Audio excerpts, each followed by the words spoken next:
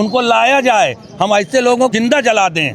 हमारी मांग है कि दोनों का पुलिस मार के हम हमारे सामने इनकाउंटर करके यहाँ पर लिटाए बर्गर मोड़ पे। इस सरकार में जो हवाई काम है, जो राम नाम के नाम पे काम है, वो नहीं चलने वाला है। प्रशासन से मांग करना चाहते हैं कि उनके घर में बुलडोजर चले। क्या काम किया प्रशासन ने? मृत्यु हो गई बच्चे की।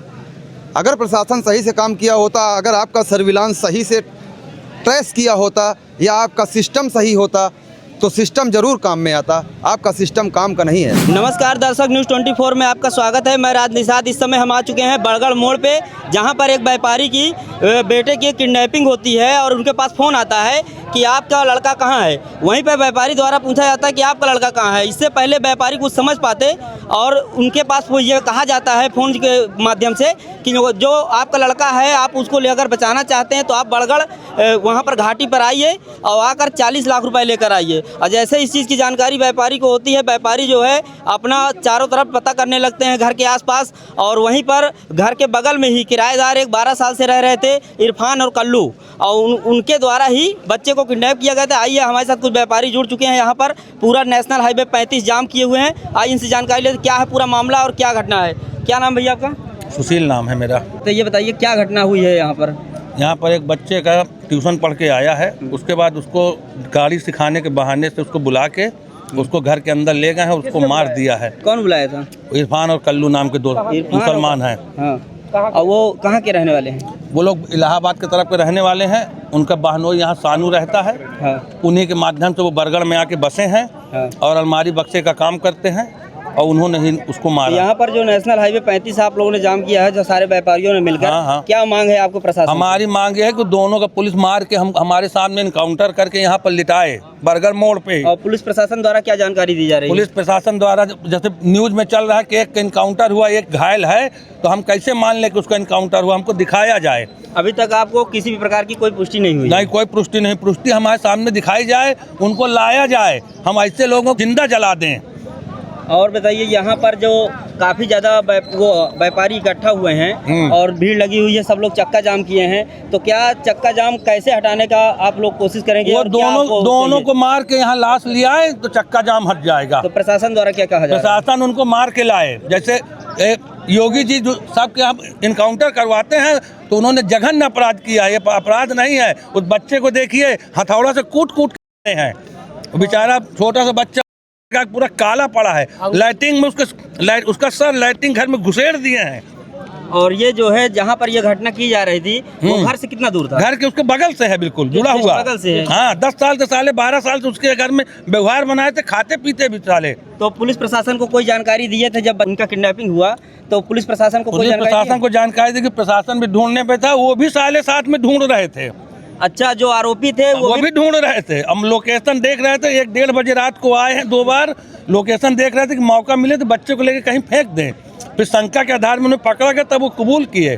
अच्छा, जब पुलिस प्रशासन द्वारा उनके ऊपर शंका की गई तब उनको पकड़ा गया। आप देख सकते हैं इस समय जैसे व्यापारी हमसे जुड़े हुए थे, हम व्यापारियों से बात किए और भी कई व्यापारी हमारे साथ जुड़े हुए हैं। आइए इनसे पता करते हैं और जानकारी लेते हैं क्या मामला और क्या घटना थी और ये लोग कहां तक मांग कर रहे हैं पुलिस प्रशासन से। आइए भैया, क्या नाम है आपका? पूरन केसरवानी। तो ये बताइए, जो घटना हुई है, बहुत दर्दनाक घटना हुई है, इसमें जो है आप क्या मांग करना चाहते हैं? प्रशासन से क्या क्या मांग करना चाहते हैं? प्रशासन से मांग करना चाहते हैं कि उनके घर में बुलडोजर चले और उनका डेड बॉडी सामने लाया जाए।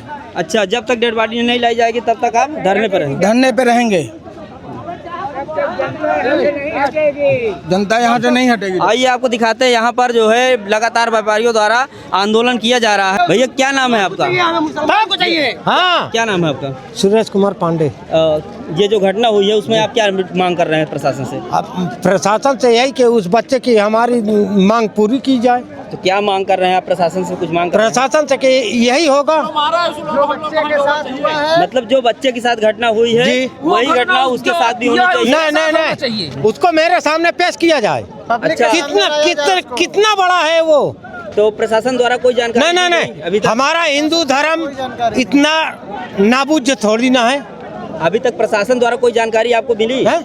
प्रशासन अभी कहाँ मिली है? ये देख लीजिए, प्रशासन ही तो चल रहा है। आप देख सकते हैं जैसे कि यहाँ लगातार जो है पब्लिक भीड़ लगाए हुए है, यहाँ पर पूरा चक्का जाम है। नेशनल हाईवे 35 जो है, आपको ये देखिए, ये गाड़ी खड़ी हुई है, जिस गाड़ी में बच्चे की डेड बॉडी है, इसी को रख कर ये नेशनल हाईवे 35 में पूरी तरीके से जाम लगाया गया है। कई हिंदू संगठन और कई व्यापारी यहाँ पर पहुँच रहे हैं, लगातार इस आंदोलन को आगे जारी रख रहे हैं, जिसमें प्रशासन द्वारा बताया जा रहा है कि 2 लोगों का इनकाउंटर हुआ है, जिसमें से एक मृत्यु हो गया, एक को स्वरूप रानी के लिए रिफर कर दिया गया है। आइए पूरी जानकारी अभी आप लेते हैं, यहाँ पर आगे भी आपको वीडियो में बने रहिए। प्रधान जी, आयुष कल 22 जनवरी को शाम 6 बजे लापता होता हाँ जी, है ना? 5 उसके बाद की प्रक्रिया क्या हुई? शासन प्रशासन को अवगत कराया गया, उनका क्या रवैया रहा, क्या कुछ हुआ इसमें? शासन प्रशासन, देखिए शासन प्रशासन का जो रवैया है हमारे प्रदेश में, वो सब हवा हवाई है।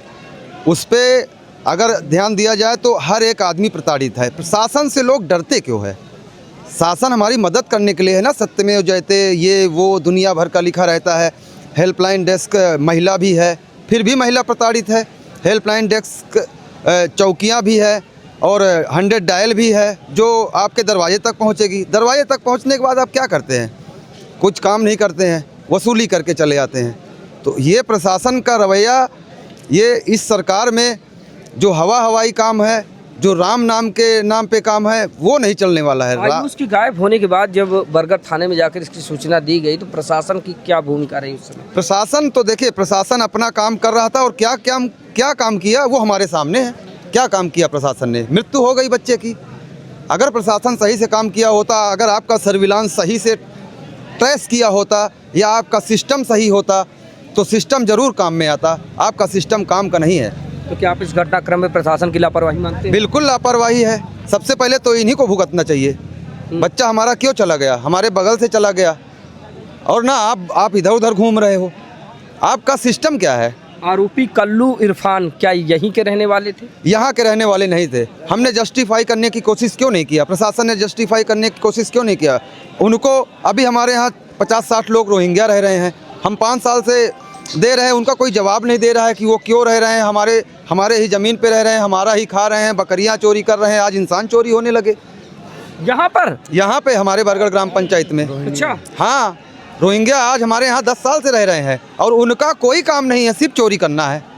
सिर्फ चोरी करना है। और उनका धंधा बताइए, कोई बता दे हमारे ग्राम पंचायत के लोग कि उनका कोई बिजनेस है या धंधा है या मजदूरी करते हैं, इंजीनियर है या दुकान है। उनका एक दुकान नहीं है, उनका 1 फुट जमीन नहीं है। अच्छा, वो ऐसे रहते हैं। अच्छा, जब ये बच्चा लापता होता है आयुष के सरवने, और उसके बाद कैसे पता चलता है कि बच्चा यहाँ पर है?